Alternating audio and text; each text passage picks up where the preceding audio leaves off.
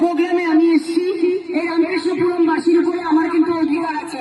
চোখের জলের বন্যা আমি কিন্তু ভাসিয়ে দিয়ে যাবো এখানে, যদি আমি আশীর্বাদ ভালোবাসা না পাই। তাহলে শুনে নিয়েছো তো কি বলেছি? চোখের জলের বন্যা ভাসিয়ে দিয়ে যাবো, দুর্গাপুজোর সময় সাঁতার কাটবে সবাই জলদি না।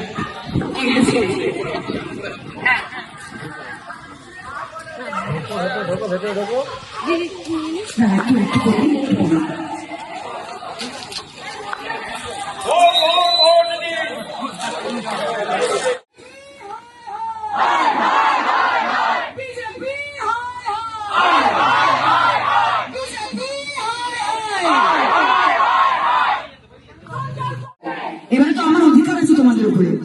আগের বারে নতুন প্রার্থী ছিলাম, আগের বারে শুধু প্রার্থী হিসেবে এসেছিলাম, এখন আমি এখানে মেয়ে হিসেবে এসেছি। ঠিক ঠিক ঠিক ঠিক। চলো চলো, গ্যাপ রাখো ভাই, গ্যাপ রাখো।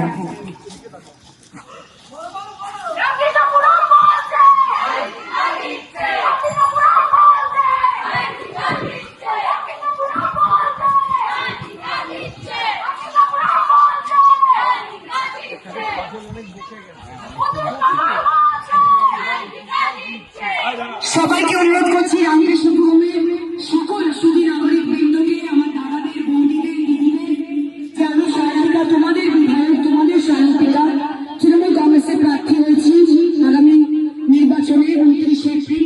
সবাইকে অনুরোধ করছি, আজকে আমি কিন্তু শুধু নতুন প্রার্থী হিসেবে আসিনি, তোমাদের বিধায়ক হিসেবে এসেছি, রামকৃষ্ণপুরমের একজন সদস্য হিসেবে এসেছি।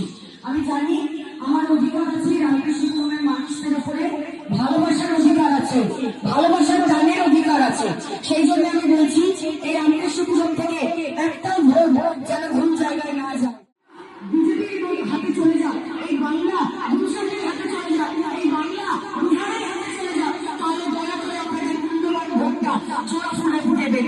29শে এপ্রিল জোড়া ফুলে ভোট দিয়ে আপনারা উন্নয়নের পাশে থাকুন, আমার পাশে থাকুন, অনিন্দদার পাশে থাকুন, তৃণমূল কংগ্রেসের পাশে থাকুন। সবাইকে অনুরোধ করছি।